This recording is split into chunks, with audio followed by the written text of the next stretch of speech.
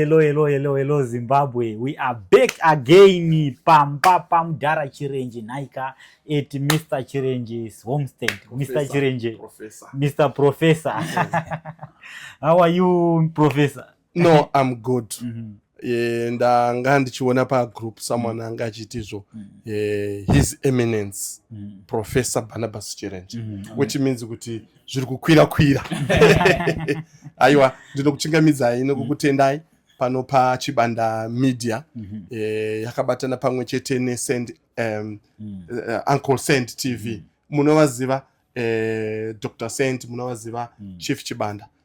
Vari kuramba vachidzokonoka nekudzokera vachiona tichiongororana kuti zvinhu zviri kufamba zvakadii, asi tinotenda kuti Mwari ari kuitira zvakanaka. Vari kupinda nekubuda vachifamba vachidzoka.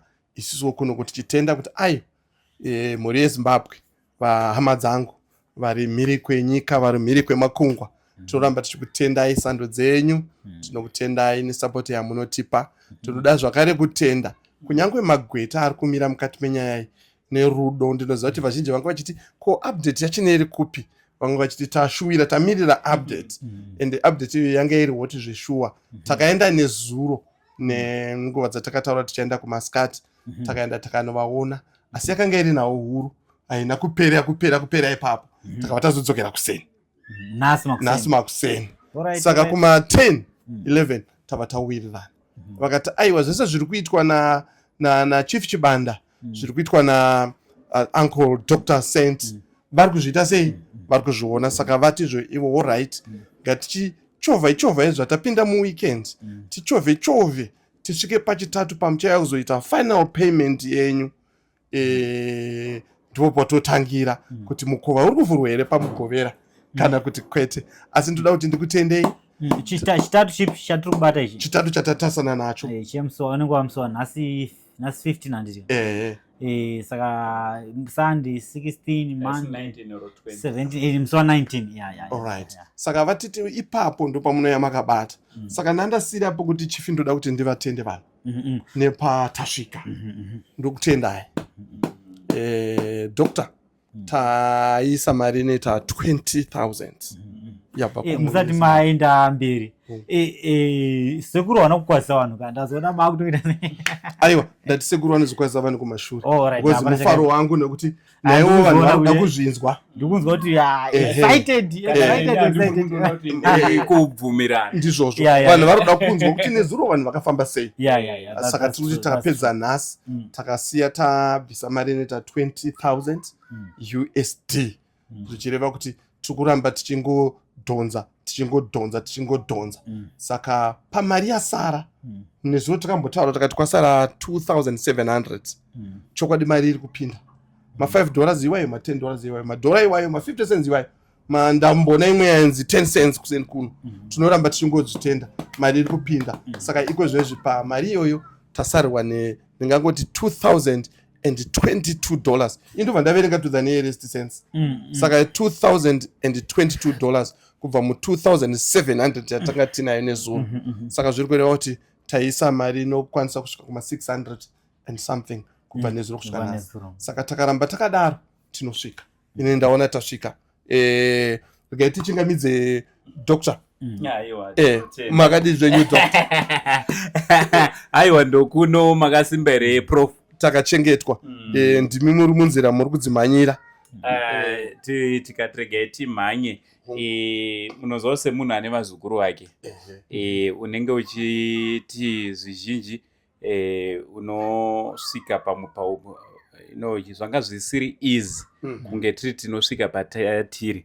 Ndofunga kune vari mugroup vanozviziva kuti anko pane nguva dzavaitaura sevatsamwa vachitaura zvine hasha ukasha mukati, zvinoratidza kuti zvoni zvinhu zvanga zvisina kumira mushe. Asi regai ndikutendei vanoyanzvadzi dzangu nekundigamuchira sechigotwe mumba mana mai venyu. Muri kuona vanhu ava especially vari mugroup ndovandoda kuadresa zvakanyanya. kuWhatsApp group kunotaurwa zvakawanda, tinopesana pakawanda, tichizama kuda kuti tinge tiri tinowana nzira dzekuti mari yedu ikwane.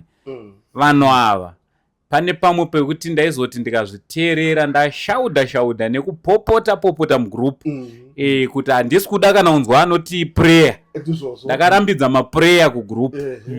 Ndakarambidza vanoparidza vanouya kugroup vachida kuparidza. Ndaingoda language yemari.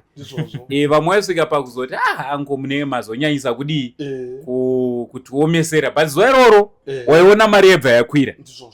Saka ndoda kukutendai nekungondigamuchirawo nekundinzwisisa pressure yatakanga tiinayo. Mwari wekudenga vakuitire zvakanaka. Chiri kunyanyotifadza ndechekuti mari yekutanga, mari yedu yakanogamuchirwa. Izvozvo it's a milestone kwatiri kuti mari yadi yakamuchirwa.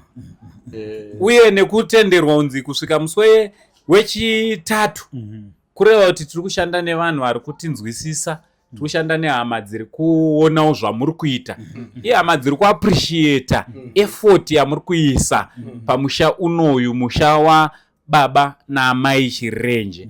Aiwa, Mwari wekudenga vakuitire zvakanaka. Mwari wenyasha zhinji vakomborera umwe neumwe wenyu nokuda kwekubata kwake. Vamwewo vari kutumira mari, mwewo tichinzi ango svitsai, tichisvitsa sokudaro. Vachita iwa isusu hatina basa edu nekutaurwa mazita, asi mari iyi ngaisvike, asi tichiita sekudi sokudaro, nekuti nesuwo shungu dzedu ndedzekuti musha uyu magedhi awo avhurwe. Ndo pane shunguwo dzedu. Ndofunga manzwa update kubva kuna baba Chirenje. Tichida kuti titende zvakare. Toda kutenda Mr. Charles Mufiri. Mr. Charles Mufiri. Toda kuti tivatende. Is one of vanhu vari kushanda zvakasadharara, zvakaomarara. Nepakati peusiku vanokomunicata kuti honai apa mameetings atiri kuita almost on daily basis, vanototi paupdate pamafinances edu zvadai. Vari kuchando uko kuIreland, kuUK here handizive ikoko. Tinoda kuti tivatende zvakare. Mr. Chari and Mr. Give More Chari together with his beloved wife. Toda kuvatenda nekuti hey, hama idzi dzinotyisa. Mushure mekunge vaona kuti ndo zvakuda kuitwa zveGoFund, vakauti aiwa isusu tichagadzira GoFund toita kuti basa racho rese ringe rinofamba mberi zvakadii zvakanaka. Mwari wekudenga vavaitire zvakanaka. Hama idzi ndichatozodzikombera kudziposta idzo dzehama idzi. Charles Mufiri ishamwari yangu yandatamba nayo. Mudzimai wake anaitwa Fortunate. Saka amai variko, mudzimai wake anaitwa Fortunate. Charles Mufiri haana kutangira nhasi kutibatsira as a beneficiary wechinechi. Charles Mufiri ndiye akatora zvinhu zvese zvamuri kuona zvakafa izvi. Zvakadai so takaenda takaendesa kumba kwake mugaraji. Paakanga akubuda waakuenda, motikari yakanga isina pokugara. Ndopatakadzoka takaya takazvisapa, zvakabva zvazonaiwa nemvura. Mazvinzwaka. Saka toda kuti tirambe tichimutenda Mufiri uyu. Ishamwari yangu yemakore. Ishamwari yangu yemakore. Asi mukoma Give More Chari. Ndakatanga kuvaona vachitanga kuita chinhu. Mwari ngavaitire zvakanaka. Ndakavaona ivo pachiso pavo, ndakaona amai, ndakaona mwana. Ndinovatenda nokuvarumbidza. Ndichiti big up guys. Big up. Rambai makadaro. Baba Mufiri rambai makadaro, baba Achali rambai makadaro. Rudo rwenyu runoshamisa. Muri kutyaira, ndimi vatyairi. Muri kutyaira zviri kuitika mukuunganidzwa kwemari kumiri kuchando ikoko. Saka rambai muchityaira vakomana, tinosvika. Kana mozouya chief, ndokumbira kuti kana vauya kuZimbabwe movapowo zvitamba zvokugona kutyaira GoFund. Tinowapa. I think pane panoda kuti tinatsojekesa kuti vatari vanatsoona kuvimbika kwese nemudzimai wavo wakati createra GoFund. Vanhu vekuti isusu hasati taonana navo, inini hasati ndaonana navo, angosende hasati taonana navo.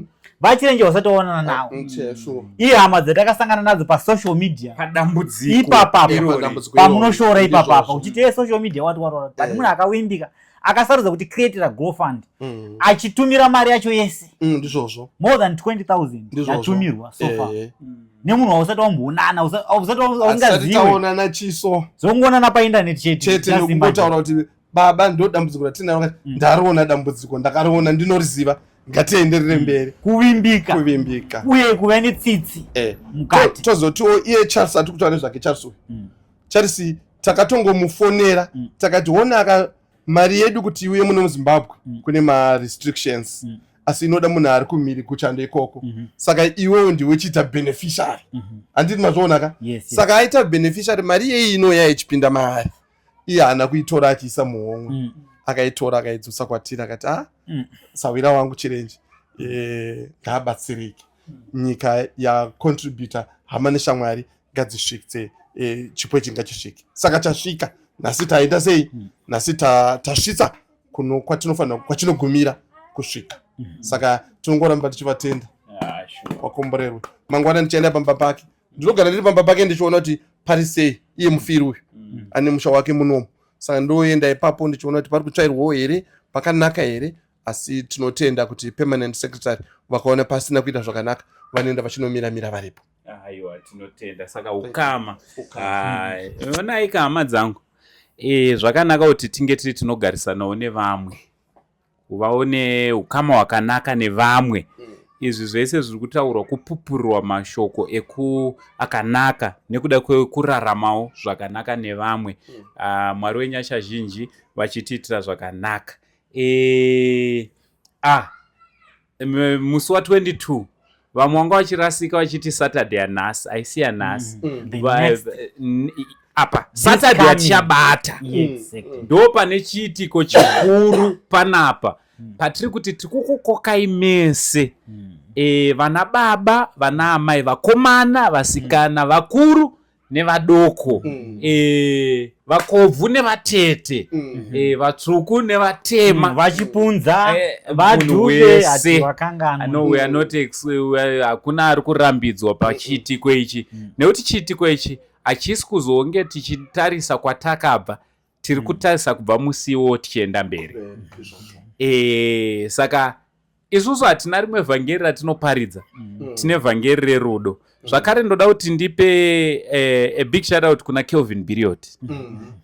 Kelvin Biriot worked so hard panyaya yavaChirenje.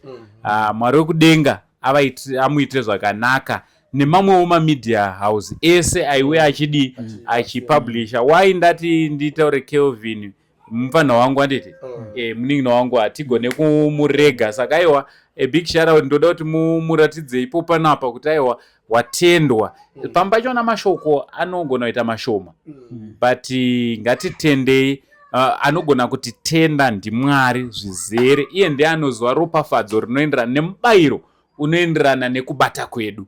Saka kubata kwedu kumwe nekumwe kwatinoita zote hapana kubata kwatinoita kusina mubayiro.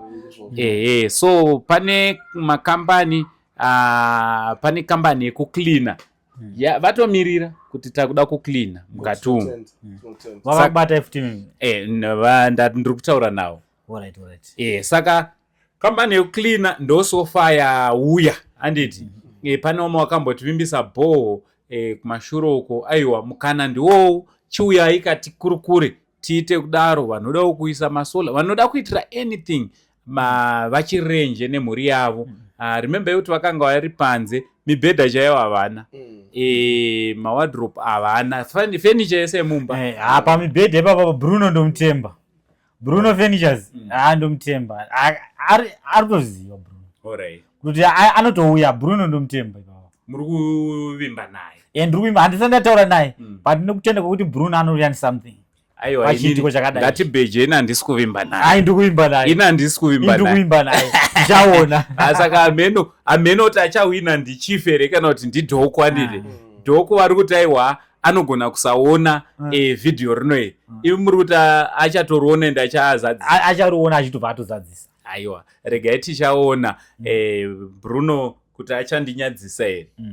Thank you so much. Mwari wekudenga vachitiitira zvakanaka. Mwari wenyasha zhinji vachitikomborera.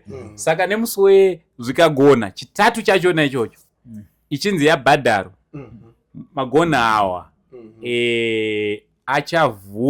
kuvhurirwa vachada kuita maservices mukati chete kuitira kuti Saturday kana ichisvika musha wedu unge wakuratidzika.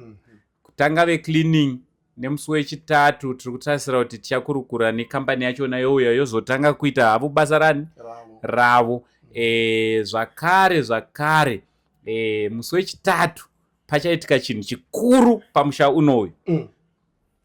Musi wechitatu pachaitika chikuru pamusha unoyu. Taurai baba, takamirira kunzwa. Ndo pacharongonorwa marata ese awa. Alright. Ndo pachabviswa zvese izvi zvamuri kudini zvatiri kuona izvi. Wow.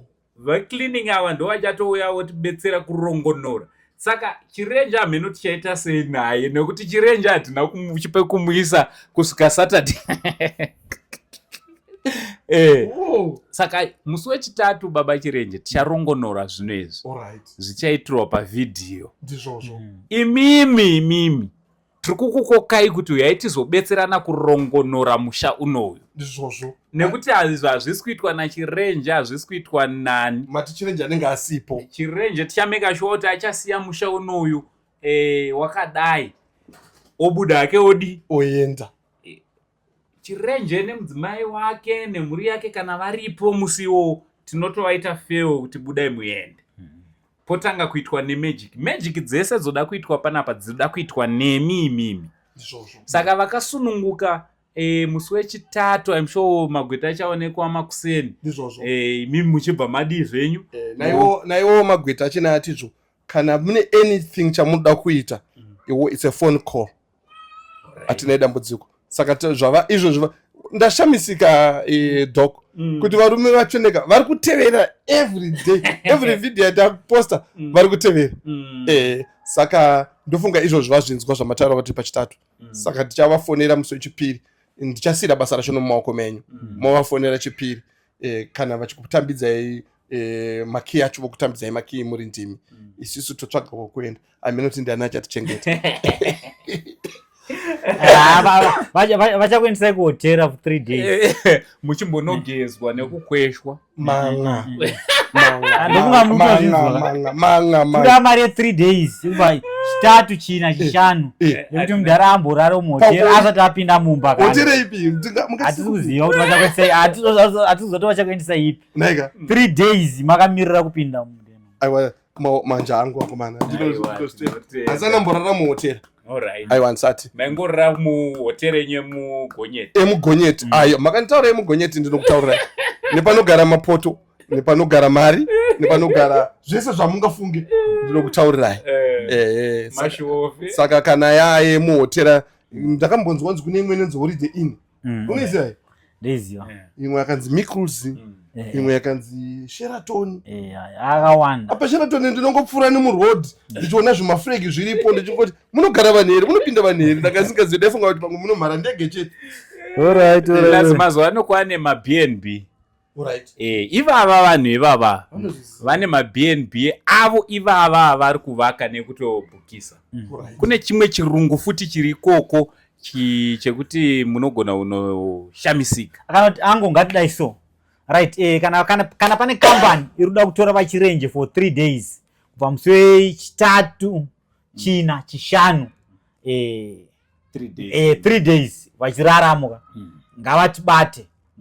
Vanobata Angle Saint kana kubata Chibanda Media to organize. Then tovashambadzira hotera yavo for those 3 days. Alright. Tinezopora chivhizita kuhotera kwacheko kuchiona kuti VaChirenje vadya chii varugara pakaita sei. So tichava advertisera kwe 3 days. What do you think? Aiyo, matopedza chifi kana pana achataura here kana chifi. Kana mambo vataura.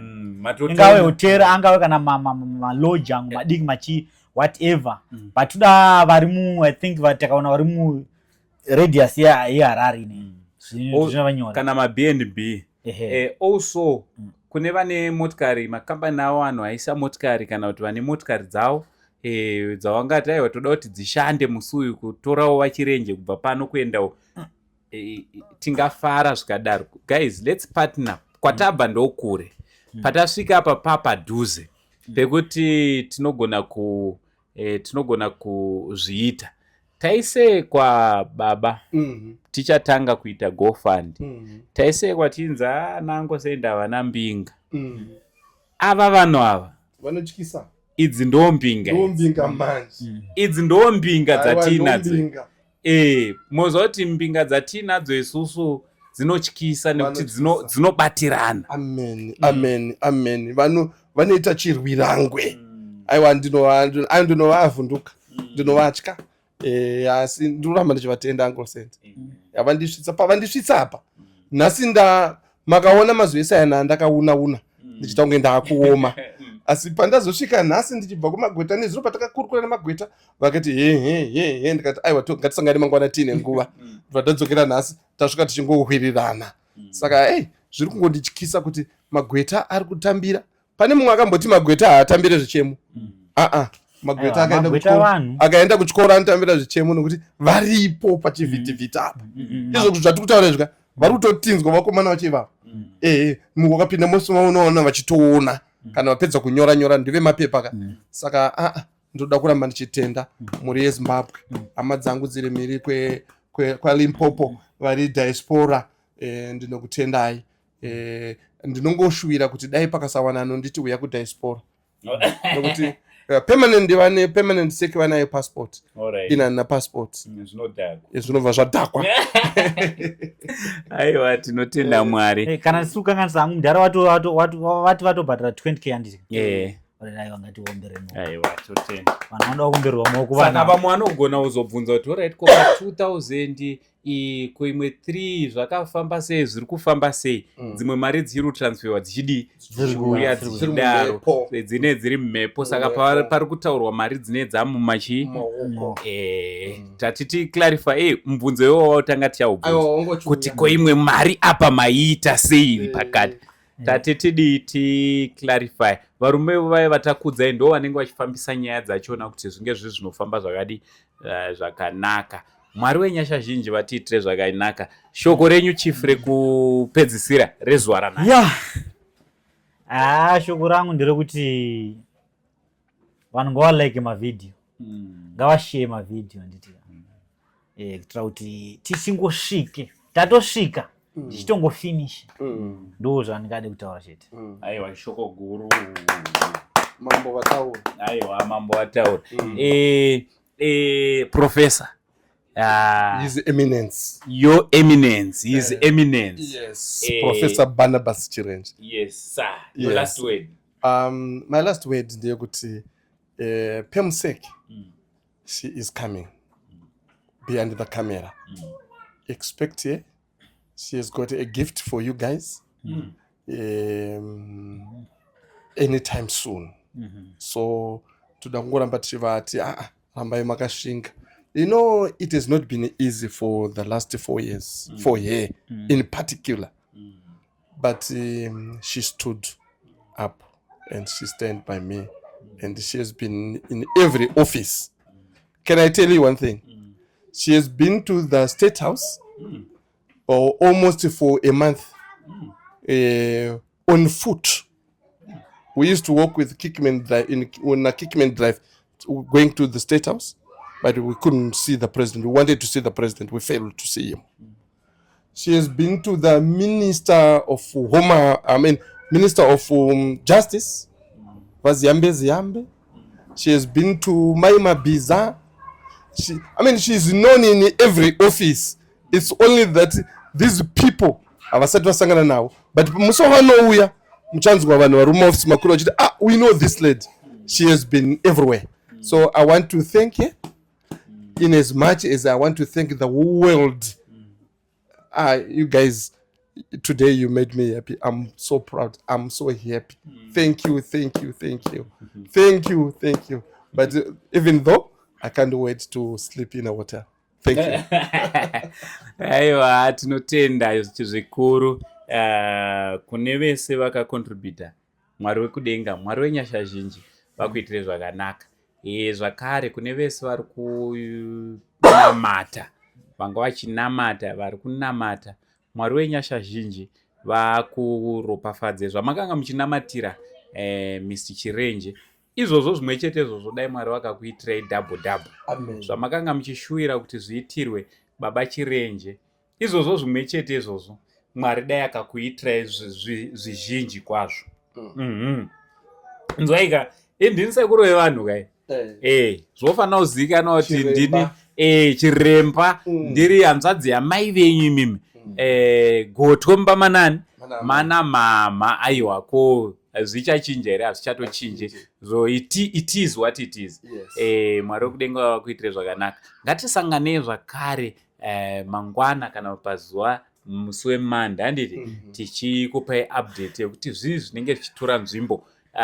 Vanoda kubatsirana nababa Chirenje, tichiri kutsvaga 2000 yatiri kuda kuti by Wednesday inge yavepo mari iyoyo, kuitira kuti tibve takuzivisai kuti zvechokwadi.